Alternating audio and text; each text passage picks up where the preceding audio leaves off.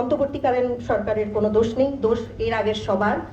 অবশ্যই ইখতিয়ারউদ্দিন মোহাম্মদ বিন বখতিয়ার খলজি, শায়েস্তা খান সবার দোষ মানলাম, হ্যাঁ।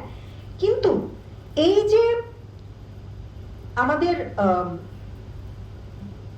পূর্ববর্তী সরকারের স্বাস্থ্য উপদেষ্টার কাছে দিনের পর দিন ফাইল গেল টিকা আমদানির ক্ষেত্রে, বা ইউনিসেফ বারবার বললো ফর গড সেক।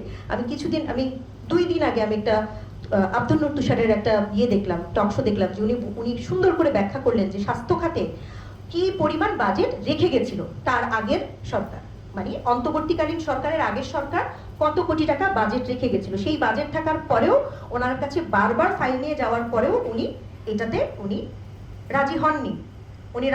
উনি বলেছেন কি পর্যায়ক্রমে করা হবে, ধাপে ধাপে, অ্যাজ ইফ টিকা কেনা হচ্ছে একটা মাসের বাজার। ঠিক আছে, আপাতত 2 দিনের চাল কিনে নাও, আমি পরে পাইকারি জায়গায় গিয়ে একদম ভালো মতো চাল কিনবো। কিন্তু টিকা কেনা আর মাসের বাজারের চাল কেনা তো এক না। তো অবশ্যই ওনাদেরকে আমি দায়ী করব, আমি আমার জায়গা থেকে দায়ী করব।